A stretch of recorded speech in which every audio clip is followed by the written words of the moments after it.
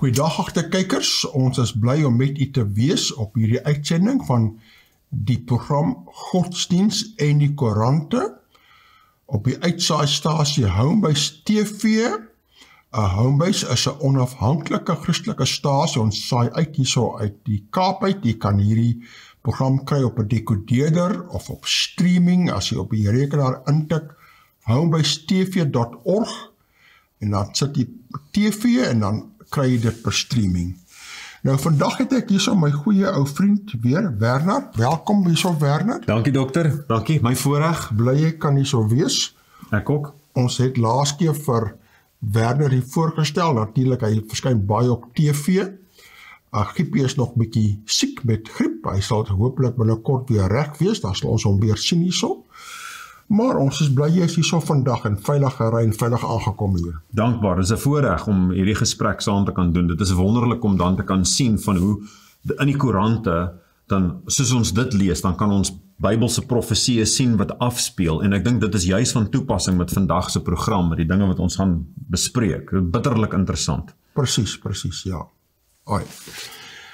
Nou hierso het ek 'n berig hier. Jy weet partykeer moet kyk wat sê die koerante, wat sê die sekulêre wêreld.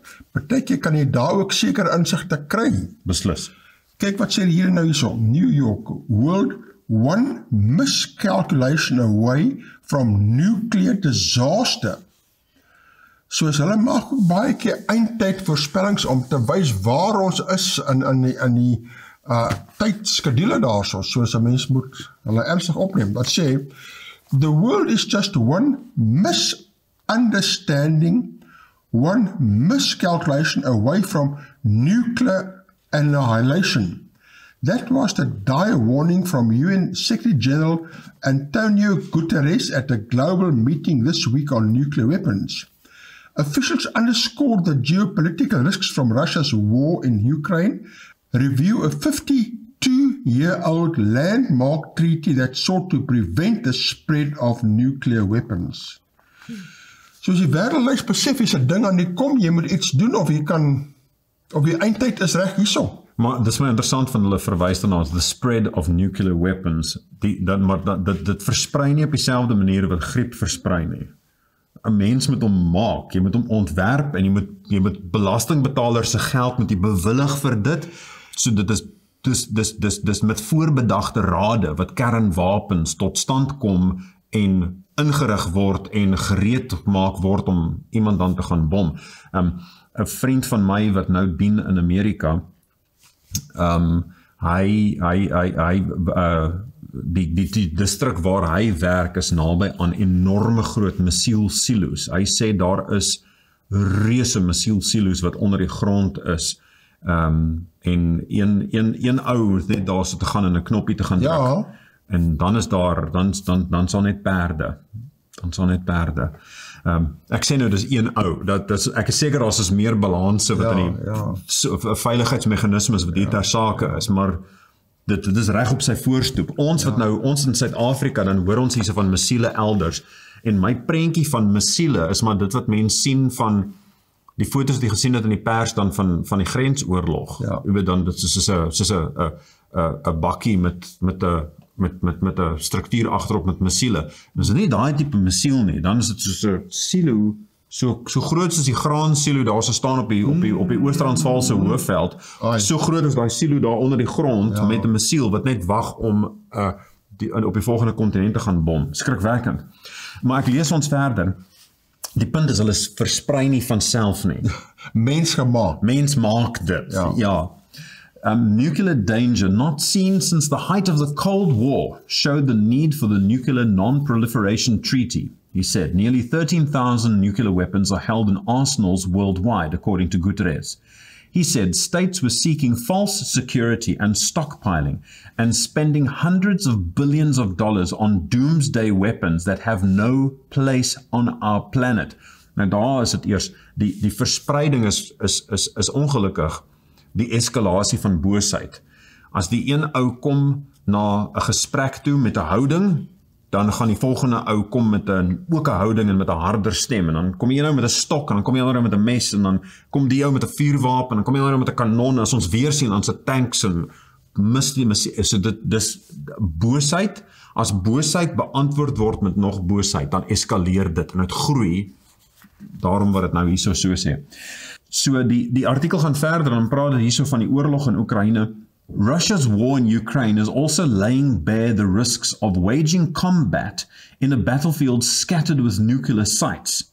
US Secretary of State Anthony Blinken accused Moscow of reckless, dangerous nuclear saber-rattling and referred to past comments from Russian President Vladimir Putin that countries interfering in Ukraine risk consequences, and I call on, such as you have never seen in your entire history. In a more conciliatory message, Putin wrote to treaty members that there can be no winners in a nuclear war and it must never be fought. En daai is 'n feit soos 'n koei. Dit is absoluut. Maar soos jy sê, een persoon kan net iets begin en dan is die wêreld. Wel natuurlik die gelowiges glo dat daar is ander. Dit sal nie deur bomme beëindig word nie, noodwendig nie, dit sal byna word deur die Here se koms. In 'n ander berig wat in die Burger verskyn het, dan sê dit die wêreld is een tree ver van 'n verwoestende kernoorlog af, waarsku Antonio Guterres, sekretaris-generaal van die VN. Ons is tot dusver net baie gelukkig, het Guterres van dese week op 'n konferensie gesê vir lande wat deel van die kernsperverdrag is. Ek moet eerlik wees, Afrikaans is nie die lieflikste taal, mag ek dit net noem. Kernsperverdrag is so mooi en dit rol so lekker van die tong af, but Nuclear Non-Proliferation Treaty klink dan soos 'n siekte wat mens nie graag wil hê nie. Dit is ten minste vir hierdie boerseun se tong, dit knoop om iets vreesliks. Dis net instaande. Die kernsperverdrag is in 1968 na die Kubaanse missielkrisis, die naaste wat die wêreld tot nou toe aan 'n kernoorlog gekom het, gesluit. Dit is daarop gemik om die verspreiding van kernwapens te keer en dit uit te wis. Hy gaan verder, dis nou Guterres, om kernwapens tot niet te maak is die enigste versekering dat dit nooit gebruik sal word nie.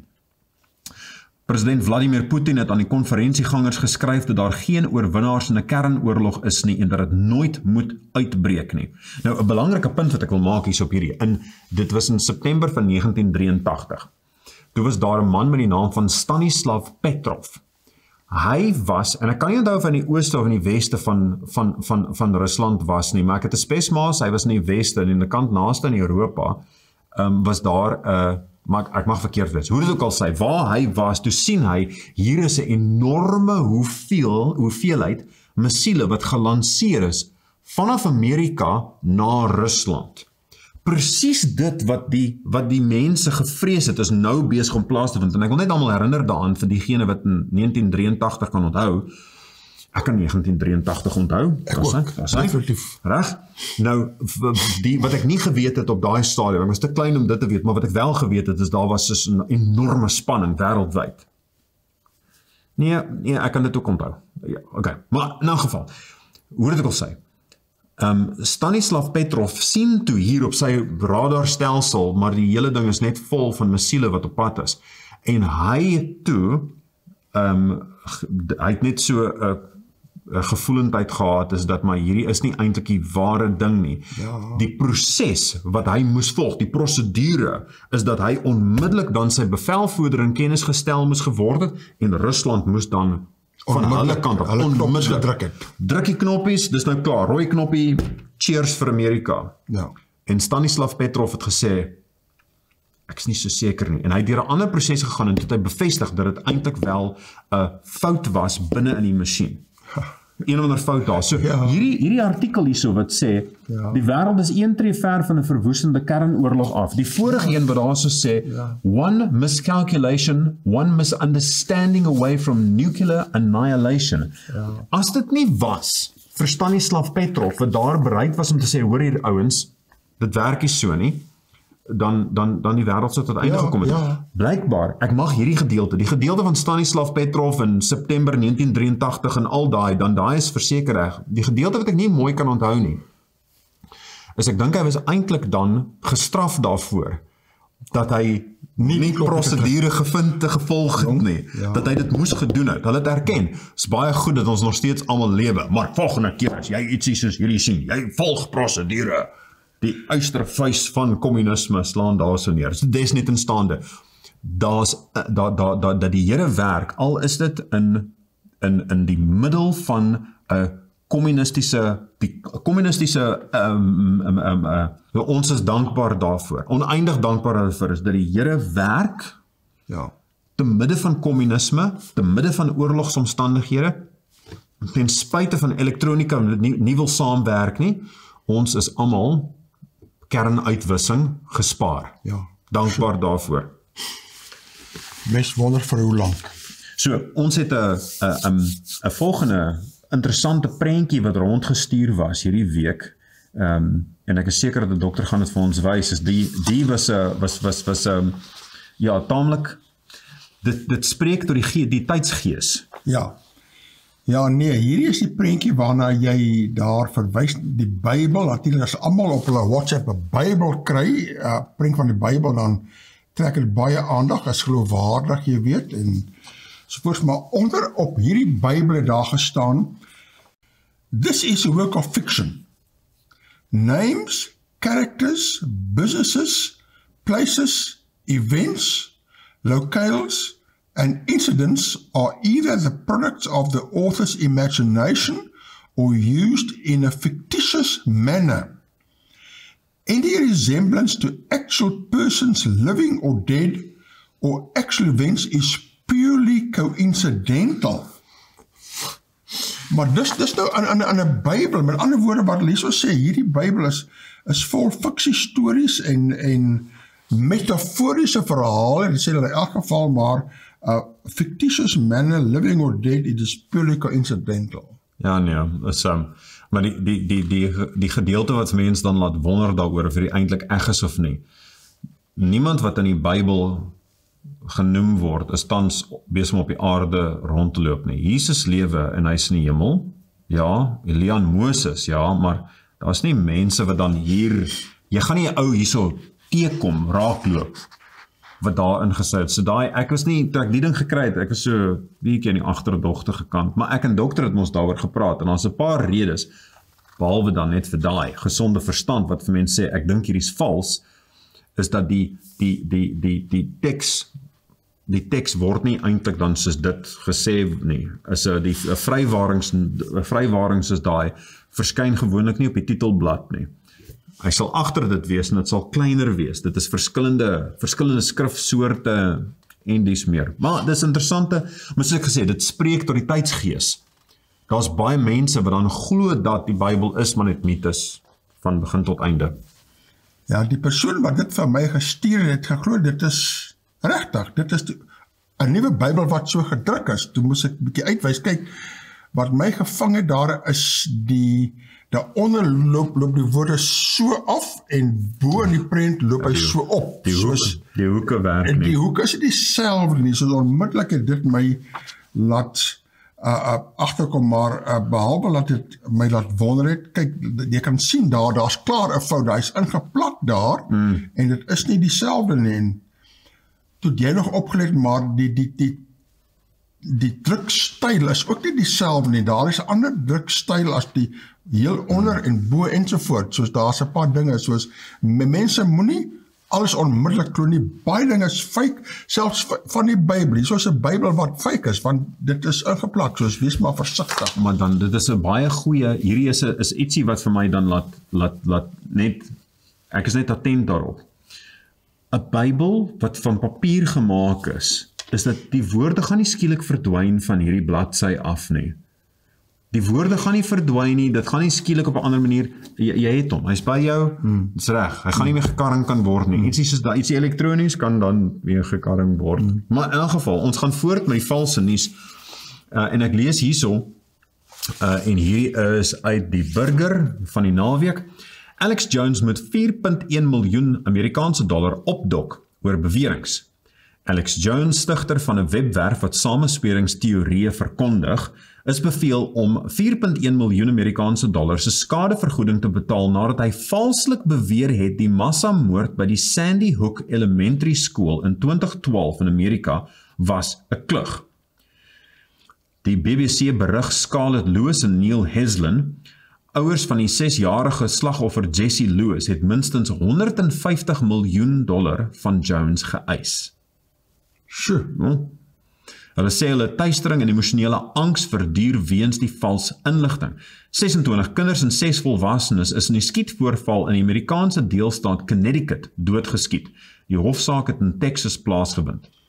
Soos hier is nou 'n ou wat doelbewus fake news versprei en daar het hy nou 'n 4 miljoen boete het hy gekry. Nou ja, wat is sy werk om dit voortyds te doen en in fake news te versprei? Maar dis wat ons herhaaldelik vir mense sê, pas op wat jy kry op jou selfoon of wat, baie daarvan is fake news, is nie waar nie. So dit sê hier so dat Jones is die stigter is van die webwerf Infowars, het ure na die skietvoorval beweer dat dit nie werklik gebeur nie. Nou ek wonder ek weet nie wat die beweegrede is en van hoe mens dan vir hom ja, en ek weet ook nie van waar ek verstaan, dat is so baie omtrent hierdie wat net vir my regtig nie sin maak. Dit moet nog bepaal word of hy skadevergoeding gaan moet betaal. Daar is blykbaar verskeie verhore wat hy nog steeds gaan moet deurgaan in 'n familie in Texas, ook in Connecticut, hieroor. Hulle sê dat die mense berig dat hulle dekade lank het hulle trauma verduur. Nie net weens die moord wat plaasgevind het op hulle seun nie, maar dan dat hier dit word eintlik ongeldig. Hierdie ou sê dat dit nooit gebeur is. Nonsens, ja. Maar nou ja, so dit is die valse nuus wat die ronde doen. Ja, en hierdie berig hierso bevestig net daardie punt dat sê the internet is filled with fakes. En dit moet die kykers besef, daar is ongelooflik baie fake news, wees versigtig. En internet monitor is needed om te kyk, om al die fake news vir ons uit te lig daar.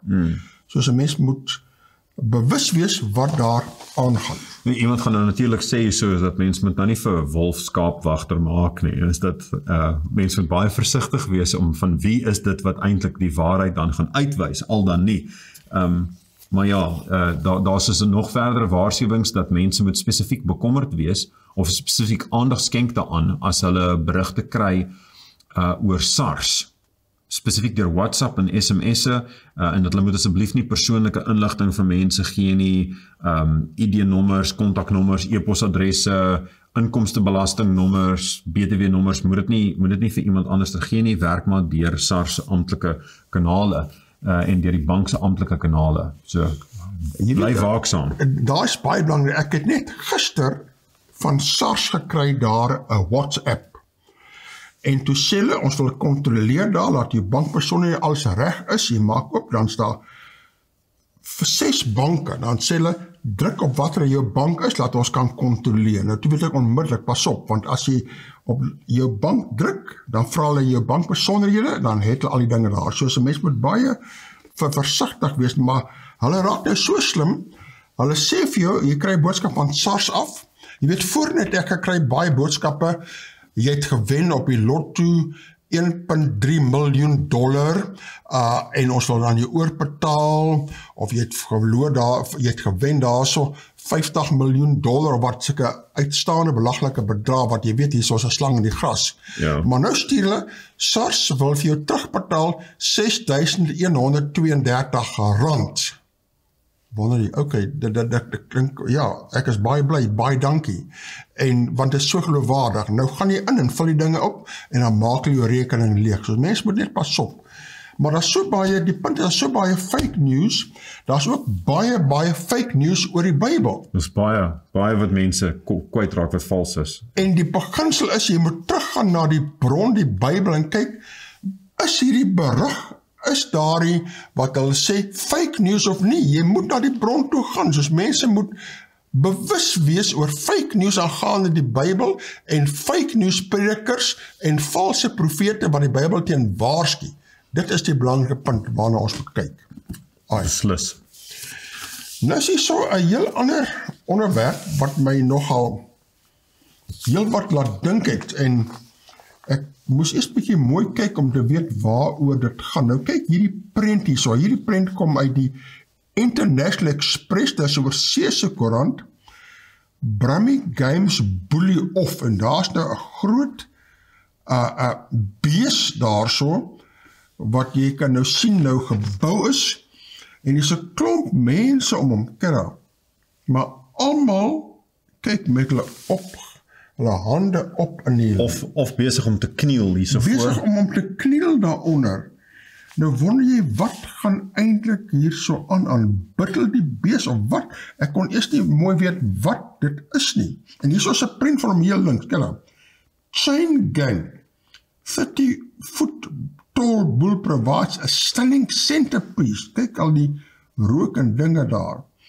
En toe ek nou bietjie opcheck, toe vind ek, maar hierdie is nou eintlik van die Statebonspele wat daar aangaan. Nou sê jy so, a raging Brummy bull was unleashed to dramatically open the Commonwealth Games. Dis nou die openingsseremonie daar van die spele.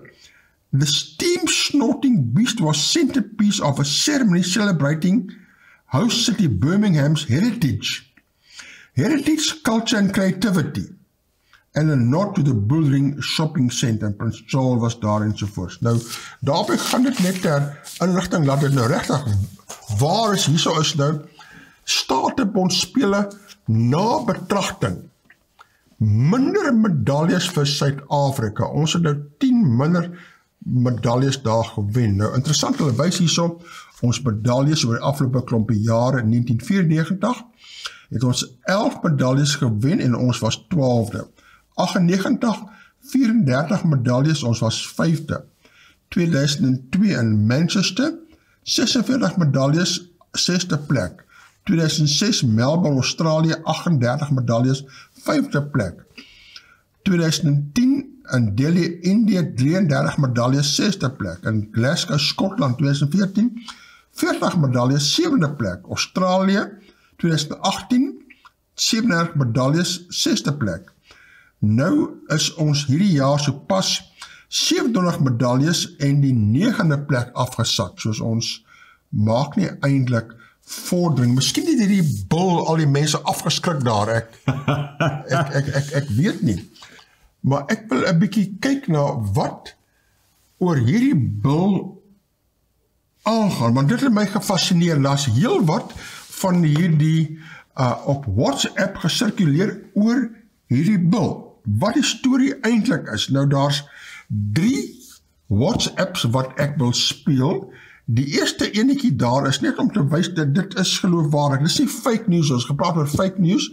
Dit is nie fake news, dit het nou regtig daar gebeur. Kom ons kyk nou net, wat is die eerste ene wat dit wys? Welcome to Birmingham.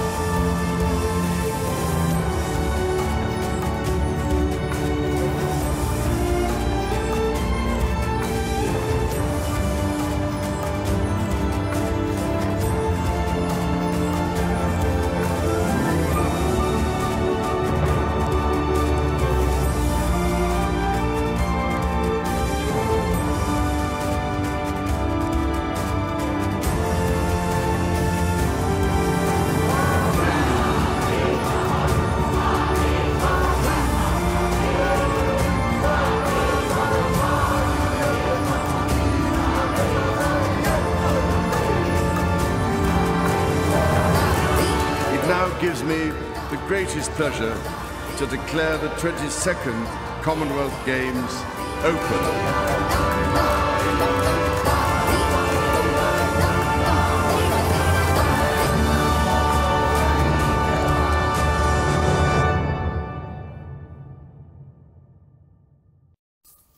Jy weet, ek kan nou nog nie mooi agterkom wat gaan daar aan die hulle asof hulle partyplekke, as hulle aanbid en daardie, lyk amper so toring van Babel, ek weet nie wat hulle probeer sê of doen daar nie, dit is... Wel, dit is eintlik, volgens die kommentators, het hulle het verwys na daai struktuur wat daar agter was as ons eie toring van Babel.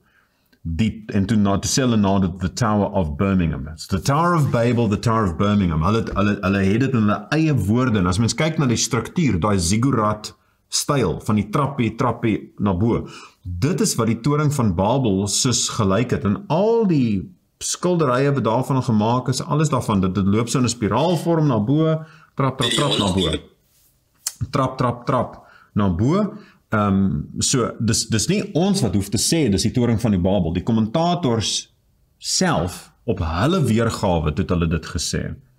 Ai, toe mense my van die kykers, ek moet vir die kykers baie dankie sê, dat julle hierdie goed aan my aangestuur, anders sou ek nie geweet wat hy aangaan nie. Stuur my toe 'n volgende klip, wat nou bietjie daai dinge uitlig. Hier's nou 'n ou wat nou vir jou probeer verduidelik, wat nou hier agter sit, kyk nou bietjie hierna. I've been speculating about whether this is a ritual or not. So I did a quick voiceover to it to share some insight into what I think is going on. Due to so many people asking me to check out the footage of the Commonwealth Games opening ceremony, due to there being a lot of speculation around subliminal messaging pointing towards the Tower of Babel, here we go.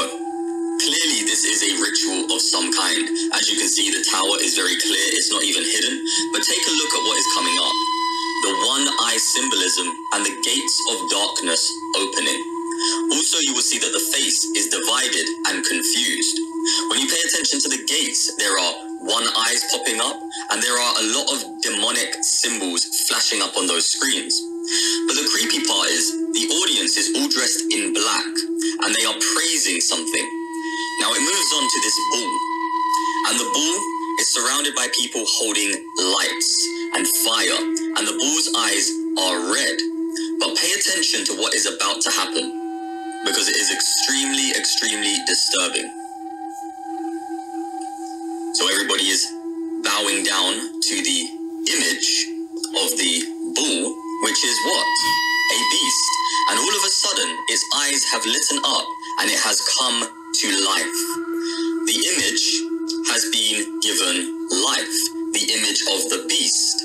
And everybody is bowing to it and worshipping the image of the beast. Now, if you pay close attention, you will see that there are two people, two so-called angels, hovering above the head of the image of the beast, and they take something off of his head and fly upwards.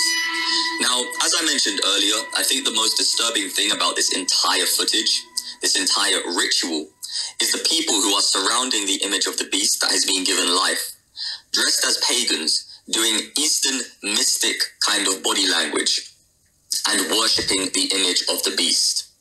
And if it isn't obvious that they are worshipping it, look what they're about to do. There it is. They are bowing to the image of the beast. And as they do so, smoke comes out of the nostrils of the beast. If you look at those who are surrounding the image of the beast, I believe those are the ones who are serving the beast. And one more thing I wanted to add, if you look carefully, when those two angels or fallen angels or whatever they were came down and touched the image of the beast, it was at that point when the image of the beast had life. Also, remember what it was when they rebelled against the Most High in the Old Testament that they had built? A golden calf. So personally, I believe that this is a mockery and the truth hidden in plain sight, and Hy maak 'n baie goeie punt dat die heenwysing na die Bybel en die aanbidding van in Exodus 32 van die goue kalf, en dan ook wat ons dan sien in, het ek nou gesê Exodus, ja, en in Genesis met die toring van Babel. Dis bitterlik belangrik, die twee groot voorbeelde van rebellie teen die Here. Die ander punt wat ook belangrik is dat julle in die begin van hierdie hele skouspel, katastrofe, noem het wat mens wil, is dat daar is hierdie strome van hierdie helder ligstrale wat aarde toe val. Dit lyk soos komete wat so na die aarde toe val, en dan mense ontdek dit en tel dit op, en dit is dan die ligte wat hulle daarmee geloop het om hierdie bil. Dit is daai lig wat hulle daar gevind het. En mens kan sien, van hulle vind hierdie, en dan, dis asof hulle so met hulle oë toe, dan bid hulle in die rigting daarvan. En dan bring hulle hierdie na die bil toe. En die bil het ingestap. Ek meen dat is nou veronderstel om een of ander symbolisme te wees daarin van die onderdrukking van die ekonomie en goed soos daai en die kettings wat hulle dan die bil mee ingesleep het te doen daarmee dat Birmingham het baie kettings vervaardig in sy tyd en dis 'n nywerheidsentrum en al die. Maar dis interessant is dat die bil het dan kwaad geword, wit oë bloedbelope en storm rond en mense vlug en goed, totdat daar 'n lofoffer dan gebring is aan dit. En dit was 'n dame wat kom staan het daar so voor dit en hierdie ruiling en wat sy dan uiteindelik aan bo op die bil dan geplaas was, wat sy ry bo op die bil. Maar hierdie is occultiese, daar's 'n klomp occultiese praktyke hier ingebou en ek wonder hoeveel mense besef het, party dink, is 'n interessante show. Ek wonder hoeveel mense nou hierdie man het daar probeer uitwys die occultiese dinge en die Bybelse dinge. Eintlik kon hierdie 'n opvoeding gewees het van 'n ou Bybelse hoofstuk daarso, so die aanbidding van die dier en selfs in die Nuwe Testament aanbidding van diere en al daai tipe dinge. Baie beslis. Laat dit daar so inbring, ek wonder net, besef die mense wat eintlik hier aangaan. Openbaring 17 vers 3. Hy het my in die gees weggevoer na 'n woestyn en ek het 'n vrou sien sit op 'n skarlakenrooi dier vol godslasterlike name met 7 koppe en 10 horings en die vrou was bekleed met purper en skarlaken en versierd met goud en kosbare stene en parels en het in haar hand 'n goue beker gehad vol van gruwels en die onreinheid van haar hoerery. En op haar voorhoof is 'n naam geskrywe, Verborgenheid, die groot Babylon, die moeder van die hoere en van die gruwels van die aarde. En almal het daarso voor hierdie dier dan neergebuig. Lees ons dan in Openbaring, dis dan Openbaring 13. Ek gaan hom nou eens so sê, dit is vers Openbaring 13 vers 3. Ek het een van sy koppe gesien of 'n dodelik gewond is en sy dodelike wond is genees. Let wel, daar was hy goeders wat afgekom het en iets verwyder het van die bil se kop en toe verander die kleur dan en toe is die hele stemming is toe anders. Die ligte verander, so dan is daar 'n genesing en die hele wêreld het verwonderd agter die dier aangegaan. So maar die interessante ding van die simboliek wat dan hierso in hierdie openingsseremonies dan plaasvind. Hoekom is dit nodig vir daar 'n toring van Babel te wees en daai poorte van die duisternis wat gesê word in die een oog wat so besig is om te loer en die bil en die neerbuig voor dit hoe steek hierdie ding dan in mekaar? En dit herinner my aan, daar was mos in 2016 was daar 'n tonnel wat geopen was in Switserland deur die Alpe. Die Gotthard tonnel, daar's 'n paar van hulle, maar dit is 'n gedeelte dan van, hierdie is die diepste tonnel, 'n spoorwegtonnel spesifiek wat deur die berg nou gaan. En daar was 'n openingsseremonie vir die, wat vreemd is, die hele ding is op die internet beskikbaar, as iemand dit wil gaan soek, jy kan net gaan insit Gotthard tonnel, G-O-T-T-H-A-R-D, wat dit hierdie, dan was dit 'n man met 'n bokkop, wat besig is om rond te hardloop en mense wat bokkoppe ook dra en die sataniese invloed in dit is skrikwekkend. Nou weer eens is dat dit is 'n occultiese ding en occult beteken versteek.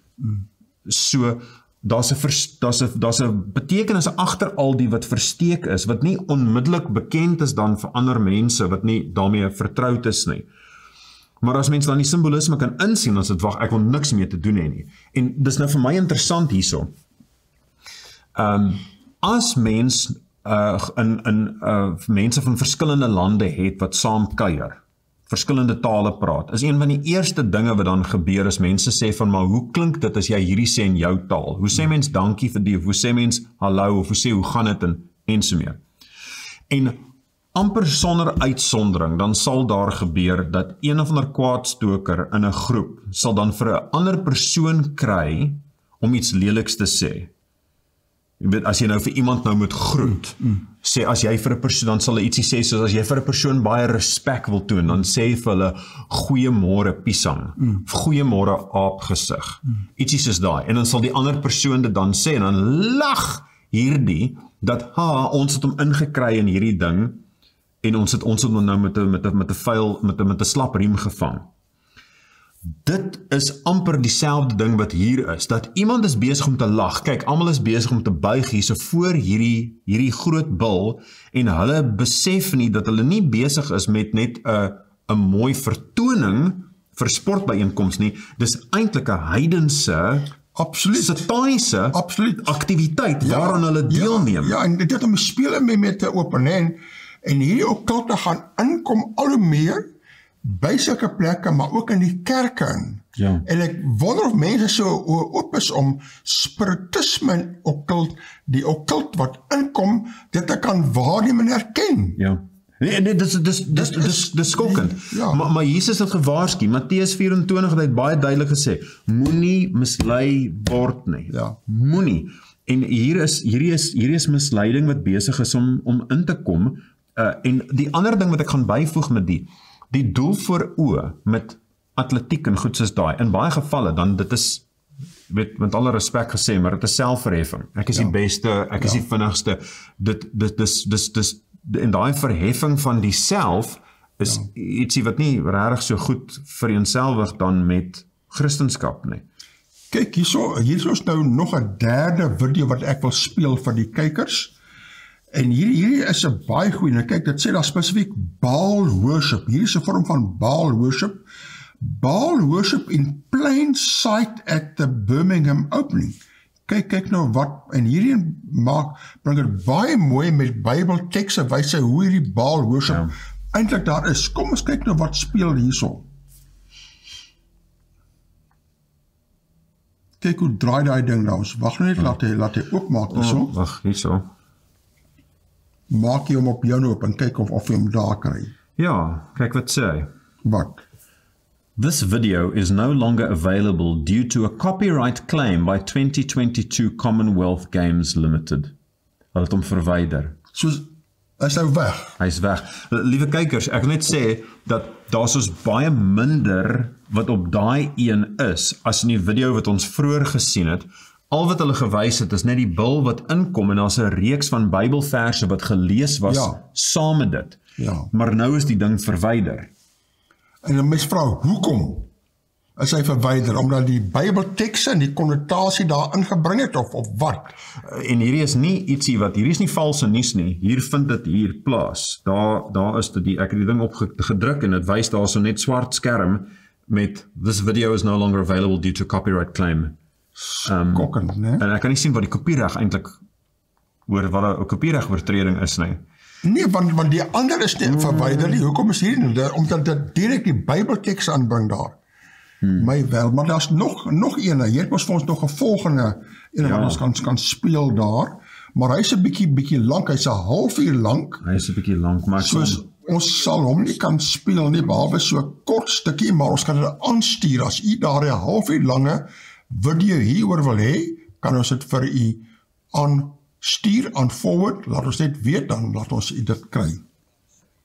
You will not believe what I'm about to show you. So I don't know if you guys heard about the Birmingham 2022 Commonwealth Games. It's just like the Olympics, but it was held in the UK. I don't know much about it. This is the first time I actually heard about it. It happens every 4 years. And somebody sent me a video, and I was just mind blown at how blatant they are now. They don't even hide this stuff anymore. They don't sugarcoat it.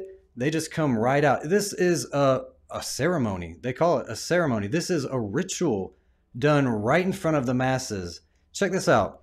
This is the beginning. They started out the Olympics game or whatever with this cinematic video.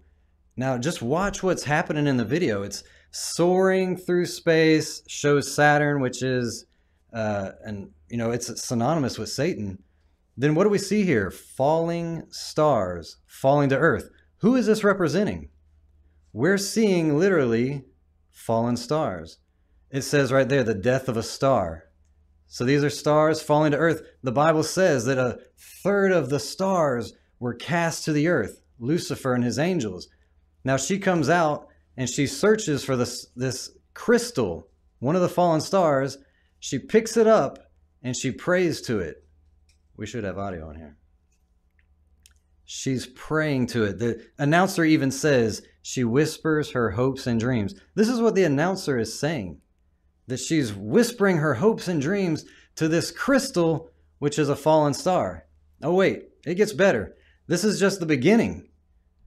So look, all the nations of the world, all the many peoples and nations and tongues and multitudes gathered together.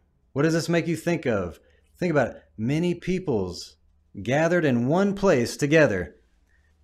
I know it's hard to see, but if you look down there where it's circled in red, we're about to get into what that shape is.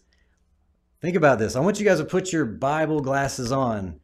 Many peoples of all nations are gathered in one place in front of this interesting looking tower here. So they start out with, do you not see?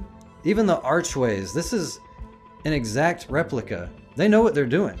They're about to tell you out their own mouth. I'm not just putting pieces together that aren't here. You're about to hear from their own mouth that this is the Tower of Babel, that all the nations of the world are united, tonight united with the Tower of Babel. What's wrong with the Tower of Babel? Let's read it from Genesis 11, 6 through 9. It says, and the Lord said, behold, the people is one. Tonight united. The people is one, and they have all one language. And this they begin to do? Build a tower to heaven? And now nothing will be restrained from them which they have imagined to do, because all the people of the world, all the brilliant minds are gathered together, and we can communicate through the internet, and we can communicate all over the world. There's nothing we can't do. You put all the most brilliant people in the world, and they're going to think up wicked things to do, how to control the world, how to manipulate people's minds.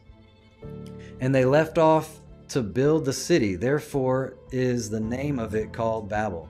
So Babylon, the Tower of Babel, was not a good thing. They built this tower and it angered God, and he destroyed the tower and made everybody's language different where they couldn't comprehend each other.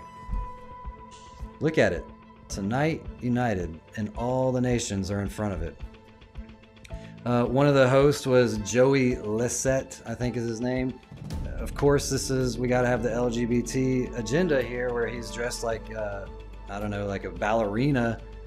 And a picture I found of him right here, and I know BAB, it stands for something else, I'm sure, B-A-B. I don't have to quit. I can use my imagination. I know what it's supposed to mean, I'm sure. But I just think it's ironic that it says BAB for Babylon or Babel, and right under it is the golden calf. The golden calf. In this photo shoot of this comedian who's part of the LGBT lifestyle, he's one of the hosts of the show, because we gotta unite, right? Everybody's uniting together. Now listen to what they say. The announcer's gonna tell you that this is the Tower of Babel. I'm not gonna say it. Listen to the announcer. That's him at the top of the tower. Birmingham's Tower of Babel, or Tower of Birmingham if you like. Did you hear it? Let's hear it again. Oh, let me go back to that. Listen. That's him at the top of the tower. Birmingham's Tower of Babel, or Tower of Birmingham if you like. This is mind-blowing. Like, they're literally saying, Tower of Babel, tonight united, all the nations of the world, we're celebrating this thing. Everybody's dancing, having a good time, listening to the music. This is biblical. We are going right back to biblical times. When at the sound of the music, bow down to the image. We're about to see that. We're literally about to see that. Look at this all-seeing eye at the top of the Tower of Babel. They are not hiding it anymore. Right in your face. What's up with the devil horns? Everybody turns around and does the devil horns as the camera pans around, and they're glowing in red flashing light, showing their devil horns. This is in your face, guys. Take no part in this. That's what this is about. It's about exposing darkness. I'm not watching this being entertained by this. I'm skimming through and finding blatant things to show you guys why we need to be separate from this world. Why God is saying, set no wicked thing before your eyes. He wants to protect us from this. Look at this. What are we seeing here? Well, we're seeing a golden bull, which is Baal, and people praying to it. Two women praying and another one sitting on top of the beast. There's a woman upon this beast.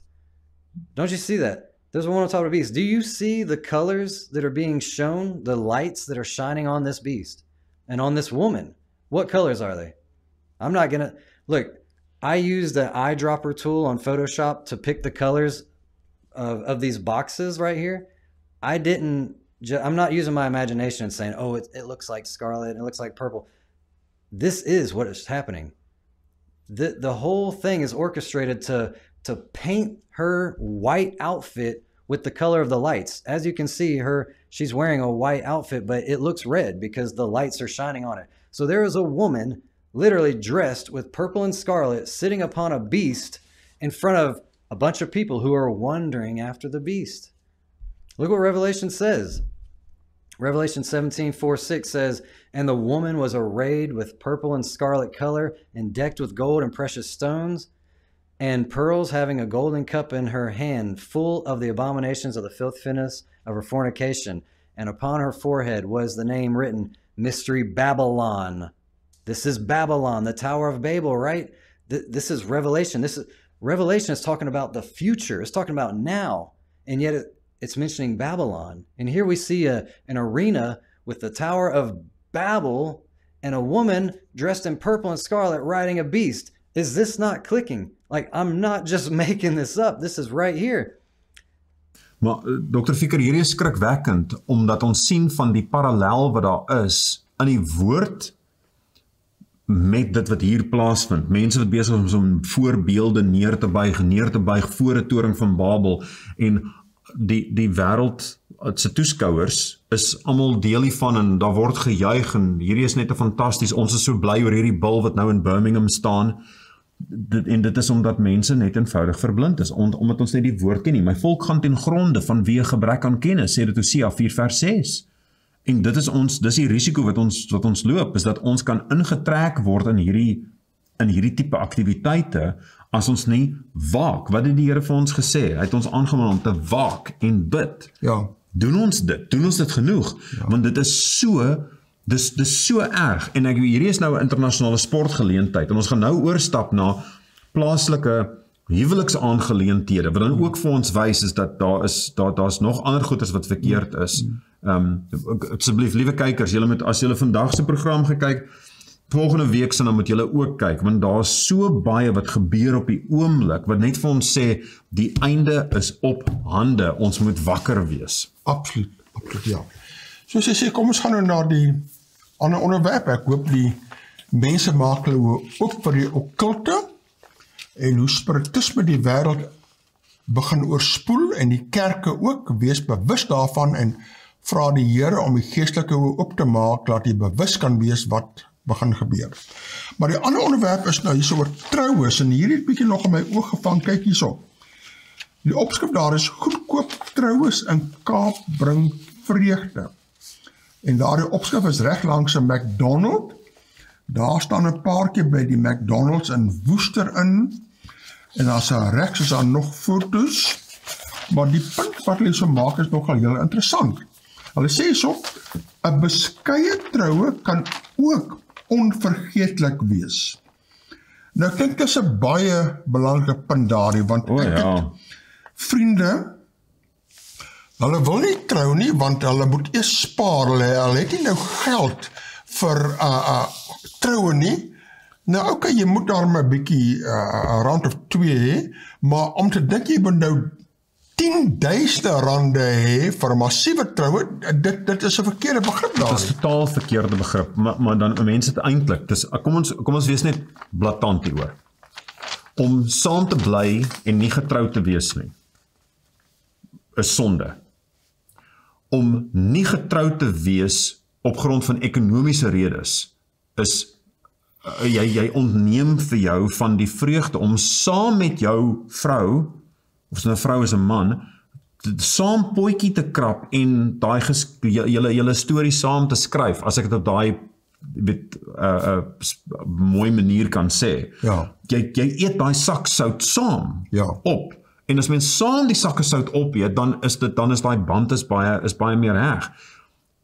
Mens kan nie net saam bly en dink, ag, dis okay, God sal verstaan. Nee, dis sonde. Ja. En mens kan ook nie dan sê, ag, ons sal eintlik hierdie afsondering van mekaar, ons sal dit te bowe kom eendag as ons genoeg geld het. Hoeveel geld is genoeg geld? Ja, Hoeveel is genoeg? Prediker 5 vers 9. Hy wat geld liefhet, kry nie genoeg van geld nie. Wie rykdom liefhet, nie van inkomste nie. Ook dit is dan te vergeefs.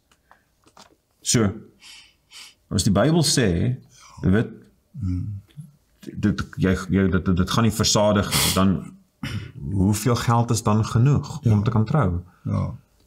En ek sê hier met sensitiwiteit, dat mense wil dan 'n mooi troue hê, maar wat is belangriker? 'n mooi troue of 'n lekker huwelik? En mens kan met trou nou, hou dit eenvoudig, en dan is daar nie hierdie spandabelrigheid, want as ons begin met hierdie mega troue, enorme indrukwekkende goeders, daai gaan eskaleer, dan niks is dan ooit goed genoeg nie. Kom ons lees. Kyk wat sê hulle hierso. Toe Misty Lee in haar spierwit trourok en Zahid in 'n pak by binnelandse sake opdaag, het honderde mense wat lang toue gestaan en wag het hulle toegejuig. Dis nou mense wat daar gestaan het vir ander dinge, vir paspoorte en sovoorts, né? Julle lyk so mooi, pragtig het hulle geskree. Bianca Jacobs, wat daar was om aansoek toe te doen om 'n paspoort, het 'n video van die paartjie geneem. Haar man het dit op TikTok gelaai en sommer gou was daar, wat? 1,2 miljoen trefslae. Dit is verstommend. Dit is ongelooflik nie. Ek het in die ry gestaan en toe sien ek hierdie vrou in wit verbystap. Ek het die video gemaak, want die rok was vir my so mooi. Op TikTok het mense hulle geluk gewens met hulle huwelik en gesê die tyd van massiewe duur troues is verby. Verlede week het Nina Steiniger en Mark Collins van Kaapstad 'n ewe onvergeetlike trou by die Wynberg tak van Binnelandse Sake in die Meinhard Mall gehad. Die egpaar het besluit om 'n klein troue te hou, eerder agterna 'n lekker witbrood te hê. En dit maak baie sin.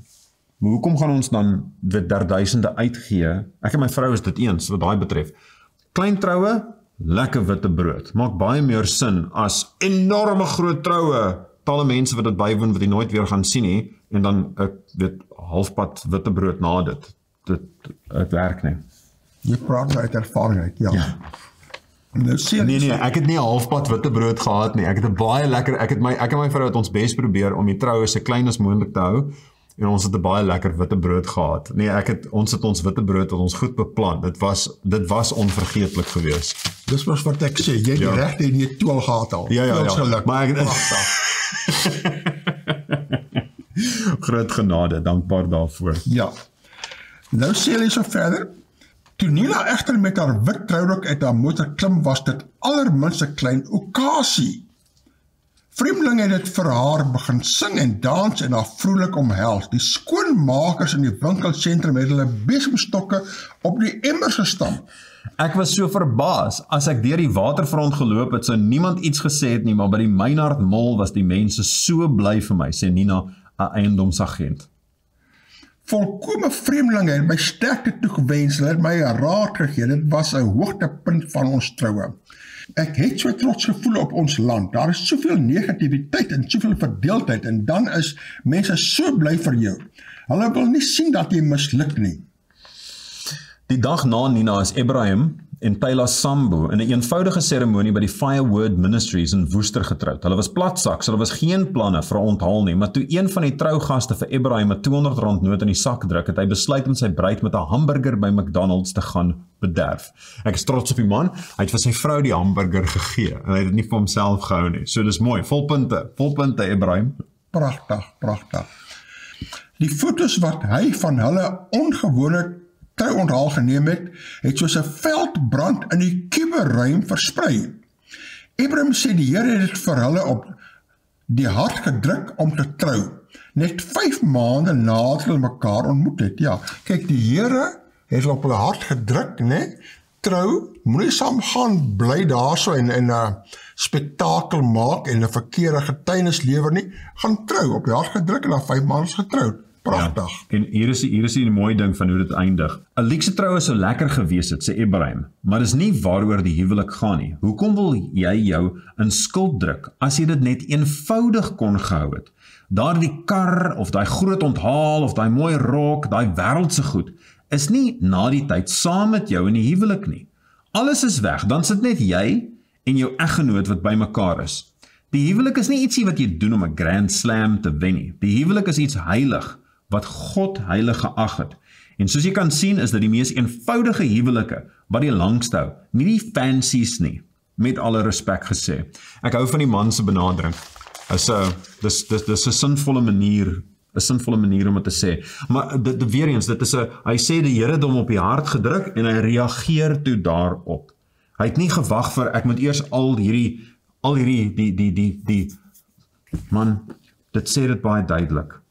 Ons moenie onsself hier so bekommer oor wat ons sal eet, of wat ons sal drink, en al daai. Daarom moet julle nie kwel en sê, wat sal ons eet, of wat sal ons drink, of wat sal ons aantrek nie, want al hierdie dinge soek die heidene, want julle hemelse Vader weet dat julle al hierdie dinge nodig het. Maar soek eers die koninkryk van God en sy geregtigheid, en al hierdie dinge sal vir julle bygevoeg word. Wat is die doel vir oë? Wil trou. Goed, dan trou. Gou is moontlik, neem daai stap. Neem daai stap van vertroue en nie in sonde dan saam bly nie. Dit is so mooi, hy sê so, die eenvoudigste huwelik is van die langste hou, en ek dink daar is nogal baie waarheid daarin. Jy weet, ek het al gesien, party huwelike is so groot dat dit veroorsaak twis en spanning en bakleerery, hoeveel geld hier aan gaan nie, daar die karre en wat die kleur dit ensovoorts, laat die fondasie vir huwelik as daar klaar is dit 'n slegte fondasie, want er was te veel twis en bakleerery gewees oor die groot huwelik gewees. Hou dit eenvoudig daar, en die eenvoudige huwelike hou die langer. Ek dink daar is 'n baie sterk woord van waarheid daarin. Maar die oomblik as 'n mens dan die versoeking van materialisme dan ingaan, dan is daar moeilikheid. Dit herinner my hierso aan 'n vriend van my se gunsteling vers. Dis baie treffend. 1 Johannes 2 vers 15. Moenie die wêreld lief hê of die dinge wat in die wêreld is nie. Karre, groot onthaal, goed soos daai. As iemand die wêreld lief het, dan is die liefde van die Vader nie in hom nie, want alles wat in die wêreld is, die begeerlikheid van die vlees, begeerlikheid van die oë en die grootsheid van die lewe, is nie uit die Vader nie, maar is uit die wêreld. En die wêreld gaan verby in sy begeerlikheid, maar hy wat die wil van God doen, bly vir ewig. En so dan kan 'n huwelik ook dan langer dan by mekaar bly. Dis die sinvolle manier om dit te doen. Baie belangrik. Wat jy nou nog daar? Die eienaar van die Ritz Hotel. Ja.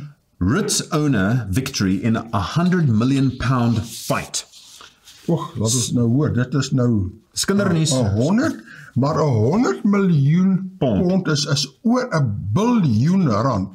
Weet jy hoe baie geld is dit? Nee, ek weet nie. Ek hak nog steeds vas. Die oomblik as ons by 1 miljoen verbygaan, dan sê ek net van, okay, wat kom volgende? 1 miljard. Okay, dis dan 1 miljard en dan, nee, ek weet nie eers nie. Nou ja, dit is geweldig baie. Sir Frederick Berkeley has been cleared of contempt after failing to pay £100 million owed to his ex after their 34-year marriage broke down. But Sir Jonathan Cohen did say the 87-year-old businessman had behaved in a reprehensible fashion. Hoe oud is hy? Hy's 87. Dis My wêreld. And he ruled the Ritz hotel owner breached other orders on legal fees and maintenance.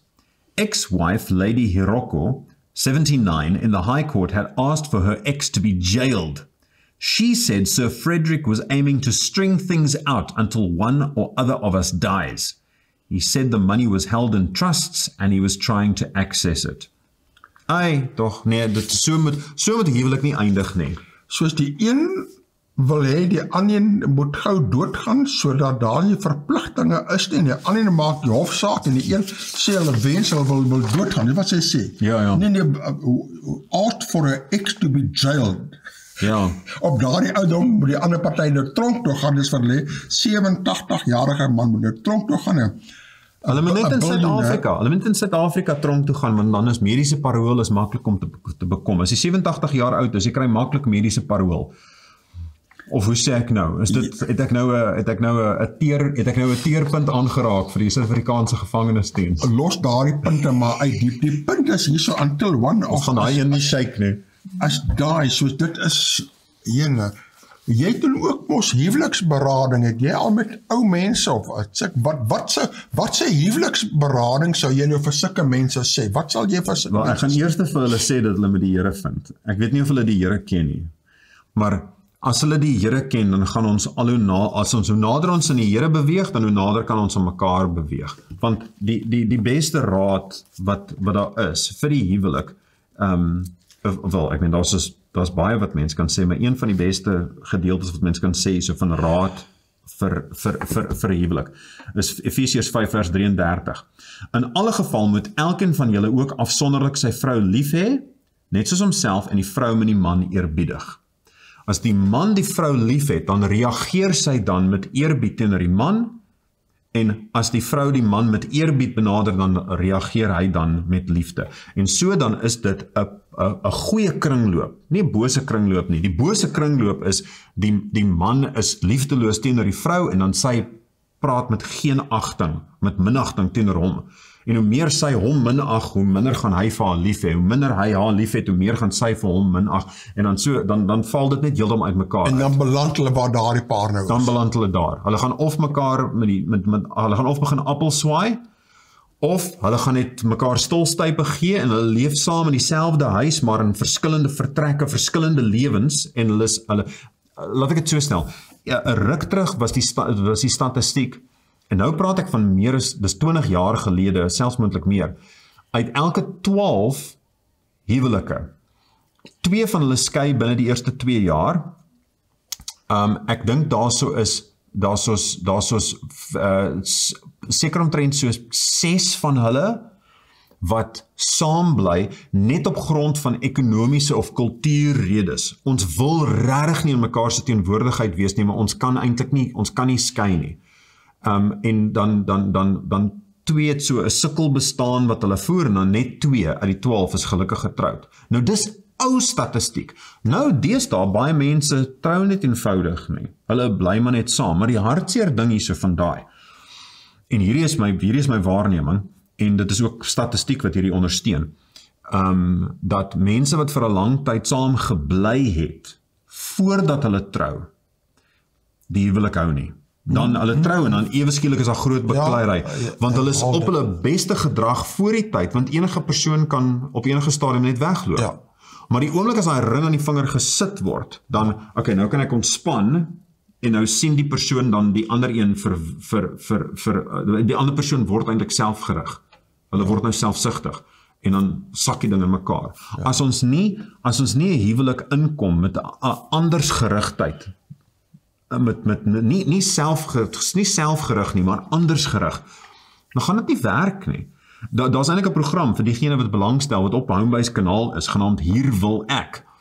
Want dit is die vraag, is dit my lewe saam met my eggenote, my gade, is dit met my vrou, is dit hier wil ek, wat ek wil hê, of is dit 'n huwelik? Is dit 'n huwelik? Dit is die vraag. So op Homebase is dit beskikbaar. Ek saam met my vrou in die ateljees wat dit opgeneem is, en ek is bitter dankbaar vir die voorreg om dit te kan doen. Soos het jy die reeks gemaak? Saam met my vrou. Reeks van 8. Ja. En die titel is Hier is ek. Nee, Hier wil ek. O, hier wil ek. Ja, en die vraag is dan, hier wil ek, of hier wil ons vir die huwelik? Is dit hier wil? Want as dit heeltyd hier wil ek wil dit, ek wil so, dit is nie sukses wat van dit gaan kom nie. Selfgerigtheid, selfgesentreerdheid, kelder 'n huwelik. En dan sien ons wat hier gebeur in hierdie hofsaak. Ek wil hê jy moet tronk toe gaan.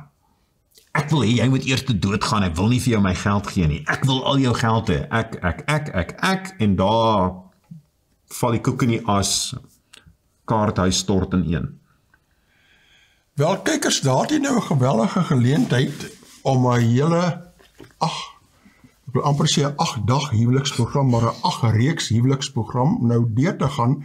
Jy weet, en ek dink, net soos jy 'n kar moet elke nou en dan diens, moet jy partykeer ook jou huwelik ook 'n bietjie na kyk en heroorweeg, want 'n mens val in 'n rigting in daar en dan kan jy nie daar uitkom nie en dan moet jy 'n bietjie ander advies en idees kry om nou te weet nou maar wat doen ek of wat doen ek nou nie of waarheen is ek op pad en ek en my vrou het nie 'n perfekte huwelik. Dit is nie soos ek is nie die skitterende voorbeeld van hoe mense moet wees nie, glad nie.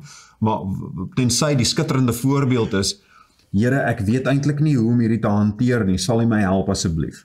Dit is die voorbeeld. Here, ek sal U my help deur hierdie omstandighede. Dis hoe dit veronderstel is om te wees. So ek en my vrou, ons sukkel maar so hand aan hand saam. Die stamp en stote, julle help mense om hulle te vertel van stamp en stote, sodat hulle ook nie uitgestamp word in 'n huwelik nie. Ek dink as 'n mens huwelik nie baseer op Bybelse beginsels en laat jy weet, die Here het 'n plan, jy weet, as dit nie, as dit maar net ek en jy is of wat, jy weet, dan sou word, maar as jy nou dink, dis 'n plan vir die Here, dis 'n plan van die Here vir ons familie, vir ons gesin, ons kinders, dan is dit 'n hele ander basis, dan is daar baie beter hoop. Ja. Maar kom ons kyk, wat sê die volgende, hier staan 'n bruggie, hegte gesin, nie 'n uitgediende begrip nie. Wat het jy nou daar gekry, daardie brug uit? Amerikaanse hofbeslissing het die tonge al hier in die gang om te gesit omtrent aborsie. Dis nogal interessant hoe tye verander het. Die voorstanders van aborsie op aanvraag voer aan dis 'n vrou se reg om te besluit of sy 'n kind wat sy dra wil hou of nie. Slegs haar belang geld dus. Maar waar kom hierdie kind vandaan? Vandag word omtrent elke skoolkind volledig daaromtrent ingelig. Moet die vraag omtrent aborsie dus nie 'n stapie teruggevoer word nie na die begin van daardie probleem in aanhalingstekens wat nou aangespreek moet word. In Genesis word die mens opdrag gegee om te vermeerder, prokreasie dus. Sedertdien is dit algemeen aanvaar dat dit slegs binne die huwelik moet geskied, want 'n stabiele gesin is goed vir groei en ontwikkeling. En daai is van kardinale belang. 'n Afwesige pa maak dan die huwelik moeilik. Daar's baie wat al geskryf is omtrent hierdie. Maar afwesige paas is dit skep eintlik 'n kultuur van kriminele. Absoluut. Daar's baie goeie navorsing wat al gedoen is wat sê dat as jy vir mense wat dan vir gaan na wat meeste van die mense wat as gevangenes is in die tronk. Hulle is dis mans. Oorwegend is dit mans. En oorwegend as dan hulle gevra word, hoe was jou verhouding met jou pa? Dit was of hy was nie daar nie, daar was geen pa figuur, geen leidende figuur nie, of dit was gewelddadig, dit was 'n pa wat vir hulle geklap het of dronk geword het of een of ander ding soos daai. So daai verhouding, 'n goeie verhouding met die pa en die ma binne in 'n gesin, daai geborgenheid vir 'n kind. Ja. Ek meen dit is enorm belangrik. So daar's baie meer wat mens kan sê omtrent hierdie, maar ek gaan net eindig dan eintlik met die titel daarvan: 'n hegte gesin is nie 'n uitgediende begrip nie. Dit is van kardinale belang, 'n hegte gesin.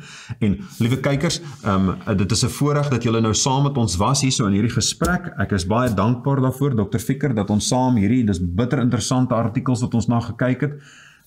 En ek sien uit na die volgende geleentheid wat ons het om bietjie te kyk na Godsdiens in die Koerante. Ja, nee. Ons sien die volgende week weer. Als van die beste. Totsiens. Totsiens.